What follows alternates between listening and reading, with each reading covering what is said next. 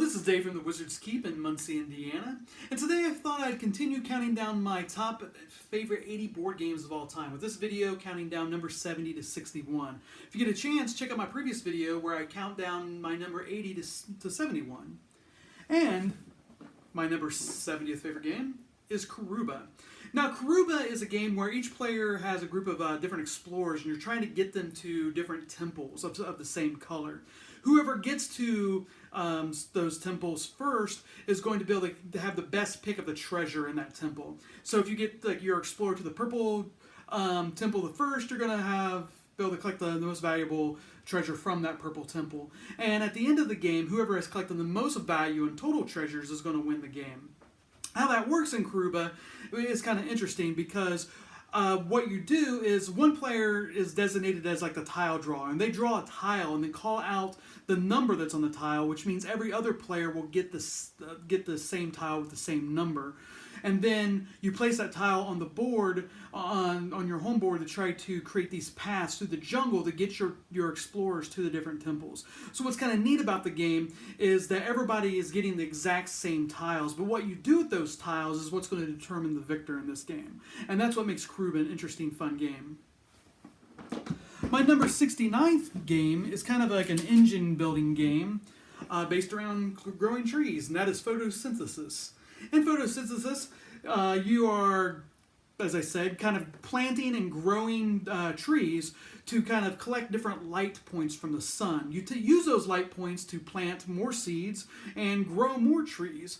But you've got this kind of trade-off, or this balance you have to have while you're building your tree farm, because the winner of the game ultimately is whoever gets the most victory points. In order to get victory points, you have to kind of grow a tree through its life cycle.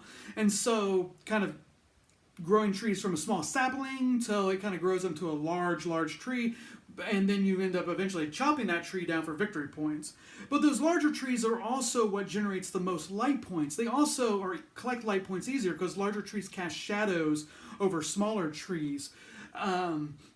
So your larger trees are your most valuable assets, but they're also, you have to eliminate them to be able to get victory points. So you have to find that balance of when you chop down your trees to get those victory points, or when you don't want to do it too quickly, because then you kind of stall out your light generating engine as well. And that's what makes Photosynthesis kind of an interesting, fun game.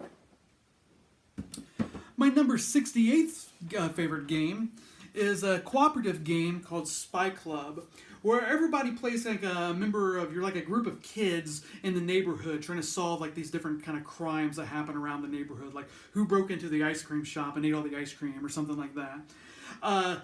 So what you're trying to do is it's a cooperative game with different like card puzzles. You're trying to collect different sets of cards to be able to determine what the crime is, who was responsible, what was their motive for the crime, what weapon or item did they use to commit that crime. And so that's what's kind of interesting about Spy Club, is that you're kind of generating, not only are you solving this puzzle, you're also generating this story as you go.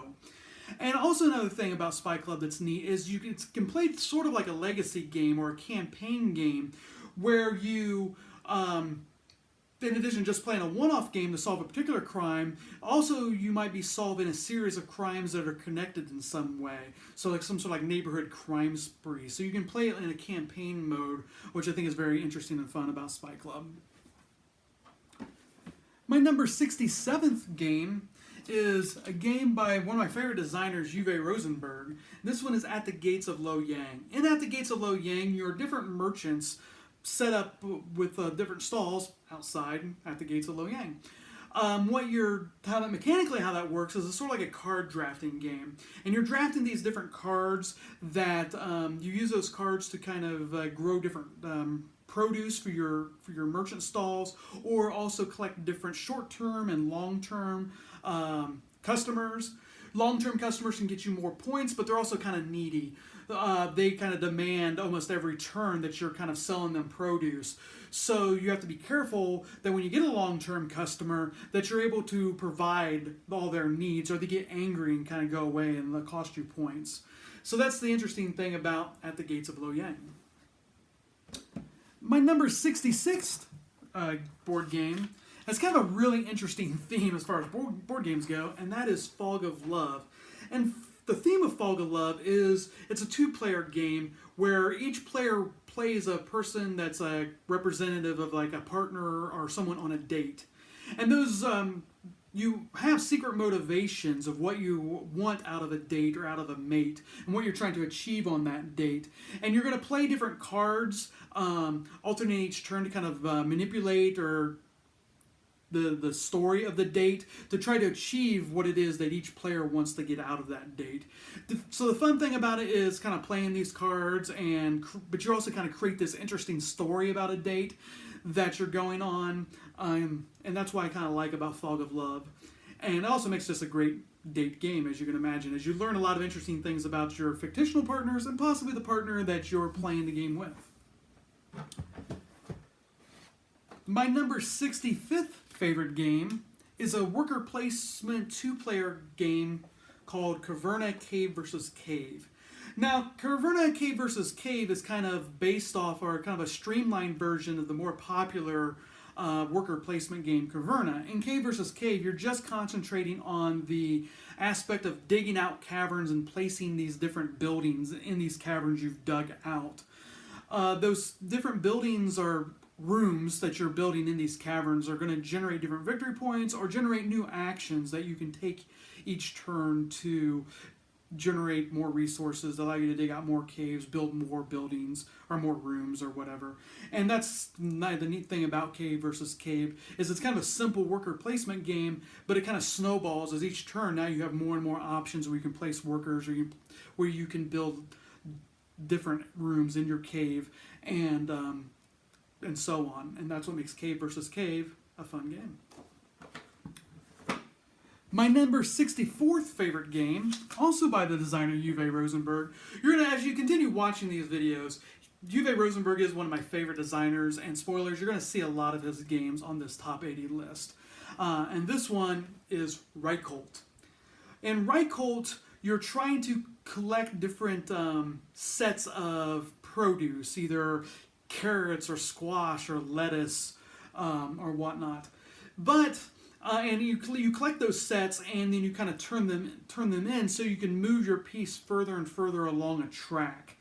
Whoever gets furthest along the track by the end of the game is going to win. So you try to turn in as many sets each turn to move further on the track as you can. So, and that as you go down the track, it gets more and more difficult. So maybe you're turning in 2 lettuce on one turn, and then 2 squash also on the same turn, but then you got to turn in 3 tomatoes. So the amount of produce that you have to turn in gets more and more as the game goes on. So it gets harder and harder. So you kind of have to kind of generate these resources more and more efficiently as the game goes on to kind of stay ahead of the snowball to get further down the track. And that's what's kind of fun about Reichholt.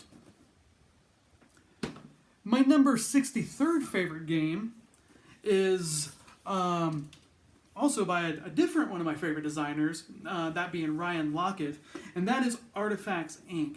Now, what I like about Ryan Lockett games is Ryan Lockett is the designer of his games, he's the manufacturer or the producer of his games, and also he's the artist on his games. And that's important to point out because all of his art has a similar style, which I think just adds a lot to his games. His game designs are really good, but the art style just kind of puts it up just an extra notch. In Artefacts Inc., it is kind of like a dice worker placement game. You're going to roll these dice on your turn, and you take those dice based on the numbers you roll in different combinations and place them on different spots to kind of generate different actions, to collect different sets of cards, and you use those different sets of cards to gain victory points, or also build your engine to possibly get new cards that you can place that give you more dice so you get more actions each turn. It's kind of a small box, but it is actually a pretty heavy game for the size of the box, and that's what I like about Artefacts Inc. A second Ryan Lockett game on this list, these kind of bunched together, is probably his most popular game, but not as popular with me, and that is a game Near and Far.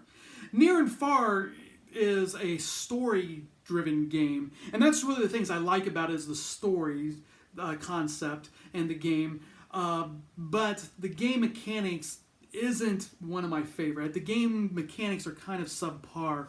But the story system that he has used in this game, he originated with Above and Below, which was one of his previous games, which does have a good mechanics, but the story system is what kind of caught people's attention. And he took that story system and improved it drastically in Near and Far. Near and Far can mostly be played like a campaign game, where you're building these different campsites around the board, and those generate different stories, kind of like a choose your own adventure style. So if you go to a different spot, that spot's going to have a number on the map, and someone else will read a section of this storybook, and you have different choices, like in a choose your own adventure book. And based on those choices you make, you're going to get different rewards. Sometimes you might gain different keywords or traits, and if you have those keywords or traits, they may affect future choices or future rewards or outcomes in future stories that you unlock. And that's really where Near and Far shines, is this kind of ongoing story that you develop. And once again, it has amazing Ryan Lockett art. And that's what I like about Near and Far. I just kind of wish the game was a little more solid, but the story system is amazing. And my last game on this list is another kind of like the Caverna Cave versus Cave, where Uwe Rosenberg took one of his more popular games and boiled it down to more a streamlined essence two-player game. And that's what he did here with Agricola, All Creatures Big and Small. Now, Agricola is a worker placement game that you're placing different workers on the board to generate different actions and resources. It's a farming game, so you're kind of building farms, building pens for animals to breed, or planting crops to gain victory points, but also you have to feed your people. In Agricola, All Creatures Big and Small, it just kind of takes one aspect of the main game, which is the animal breeding part. And that's what you're doing. So that's what you're doing in All Creatures Great and Small. It's a worker placement game. You're placing different workers on the board to generate different resources, to be able to either build fences to place animals, or you're buying animals to put them in your fenced-in area. Also, if you have certain animals in fenced-in areas, they're going to breed at the end of each turn. So you kind of build ideally you want to build this engine where you're getting different types of animals, so they will kind of breed and generate more animals on their own, because ultimately whoever has the most animals, or the animals generate victory points, and whoever has the most victory points at the end of the game is going to be the winner. And that's what I like about Agricola, All Creatures Big and Small. Well, thank you for tuning into this video. I hope you liked it. If you have any questions about any of these games or any other games in general, feel free to contact me on YouTube or contact me on Facebook. Until then, thank you for tuning in.